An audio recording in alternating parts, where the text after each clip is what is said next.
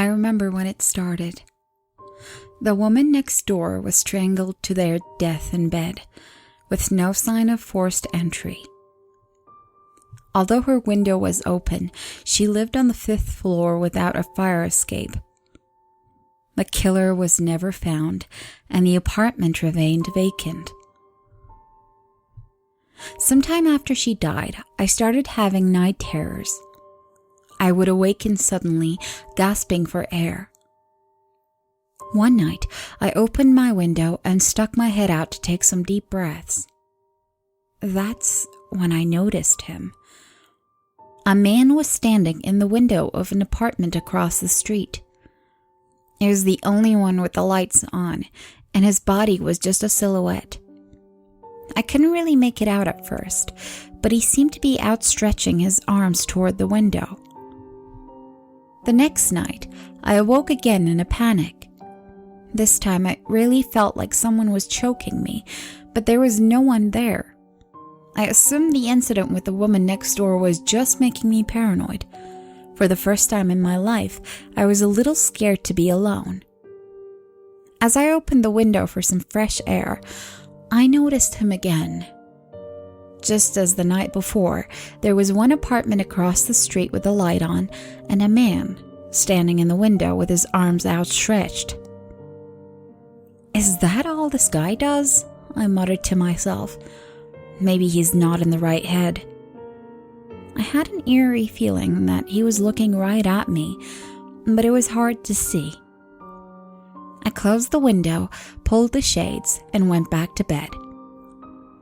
I was getting curious about the man in the apartment across the street, so I bought some binoculars. During the day, I watched his window to see if there was anything strange going on. There was no activity, not even any furniture that was visible from the window. Had he moved out since last night? I watched until the sun went down, but no light in the apartment ever came on. That night, I dreamed there was a man at my window. Like my late neighbor, I lived on the 5th floor and there was no fire escape. It was hard to see his face, but I could tell his eyes examining me. His presence was thick and suffocating, almost intoxicatingly so.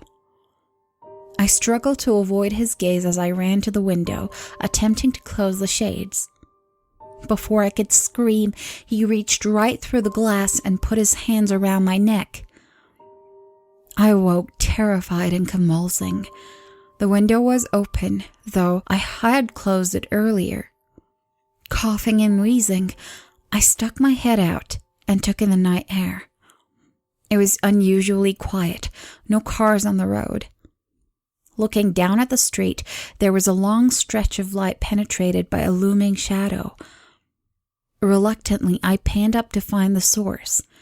Again, there was one apartment across the street with a light on, and a man standing in the window with his arms outstretched.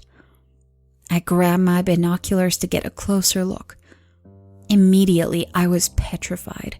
He was most definitely staring at my window, with his arms seemed to be reaching for me. I locked the window, pulled the shades, and hid under the blankets. Each night, I became more paranoid. I stopped looking out my window and kept it locked at all times, with the shades drawn. Even so, I could feel him staring at my apartment. I thought about calling the police, but I still wasn't sure if it was all in my head. Then came that horrible night. As usual, I awoke in hysterics. My window was still locked, but the shades were up. I looked across the street, and the man with his arms outstretched had his window open. This was my chance. If he could hear me, maybe I could get a response from him. "What the hell are you looking at?" I shouted, but there was no reply. The man remained silent and motionless. His arms extended slightly beyond his open window. I thought he would at least be startled, but he showed no sign of acknowledgement. "Why do you stand there every night?" Still nothing. As I turned away, his light went out. I looked back to see if he was still standing there, but it was too dark. I slammed the window shut, locked it, pulled the shades, and turned on the TV.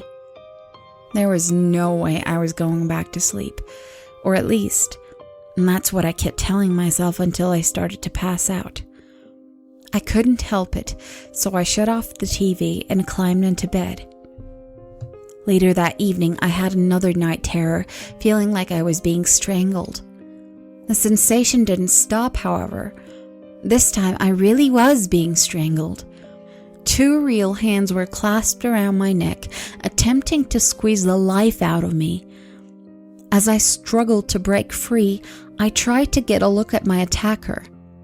I followed the arms, expecting them to lead to a body, but they just kept going. They stretched all the way to and through my open window. I couldn't believe it. Arms were reaching into my 5th-story window all the way to my bed and were choking me. I flailed around, trying to wrestle away from the freakish extremities. Kicking and scratching didn't faze them, and the grip was so tight that it hurt to move. I reached out in desperation for the knob on the nightstand drawer as brittle nails dug into my skin. I managed to get it open, but trying to reach inside made the choking even more painful. Frantically, I felt around for anything sharp. I grabbed a pen and began stabbing the left arm with every ounce of strength in my body. I don't know how many times I stabbed it, but eventually it pulled back a little, removing the left hand from my throat. I grabbed it, pulled it to my mouth, and bit down as hard as I could until I drew blood. The arm shook violently, trying to pull its hand from my jaws. Choking on blood, I unclenched my teeth.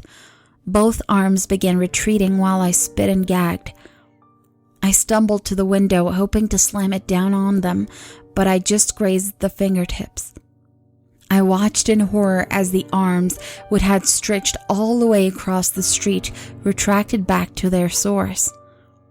My heart stopped when I saw who they were attached to. They were his arms. I couldn't look away as the hideous limbs wobbled and whipped, returning to their normal length. He put them down at his sides and the lights went out. This time, I didn't just lock the window, I moved the bookcase in front of it.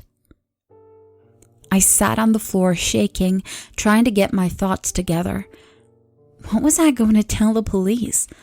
A man reached into my window from across the street and tried to strangle me? They'd surely think it was a prank call, but I needed someone to check out that apartment or I will never be able to sleep again. I decided to make a quick, anonymous call about a domestic disturbance. Eventually, 2 officers pulled up to the building across the street. They went inside, and a light soon came on in the window. I waited for something to happen, hoping I didn't send 2 unwary men to their deaths. After mere minutes, the light went out, and the officers returned to their vehicle. Their voices just managed to carry up to my window, and I heard them say what I was hoping they wouldn't. Nobody lived there. A few weeks later, I saw a moving van outside the building. Someone was moving into that apartment. I was relieved, though my night terrors had already stopped. One night, I couldn't sleep, so I turned on a light and looked outside. I noticed someone across the street looking out their window. For some reason, I felt compelled to reach for them. I'm still trying.